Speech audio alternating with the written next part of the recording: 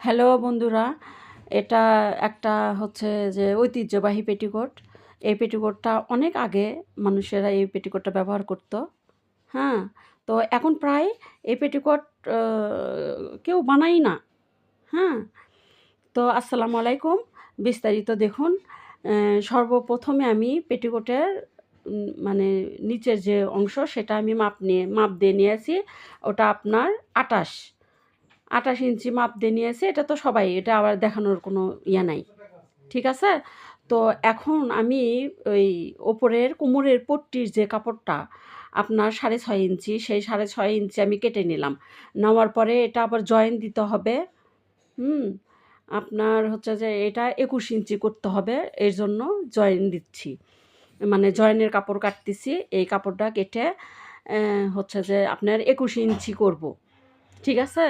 তো আপনারা দেখতে থাকুন। তো এই পেটিকোটটা বানানো খুবই সহজ।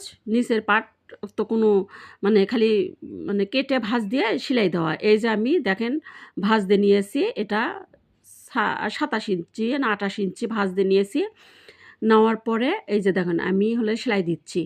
এই যে সেলাইটা দেওয়ার পরে আপনার হচ্ছে যে এই কোমরের পট্টিটা সেলাই করে নিচ্ছি।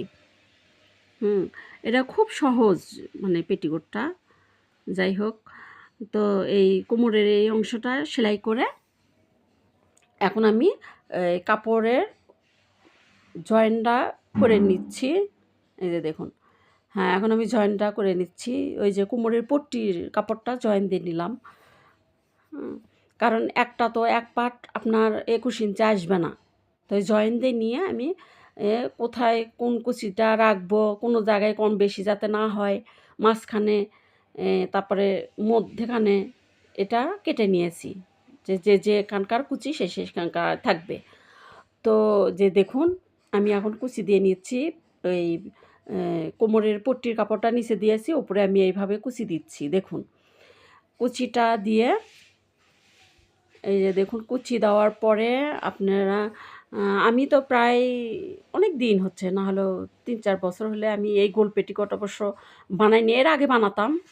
হ্যাঁ, এর আগে বানাতাম। তো এখন প্রায় এই পেটিকোটটা কেউই নেয় না। এটা এমনি একটা বয়স্ক মহিলা জন্য আমি এই পেটিকোটটা বানাচ্ছি।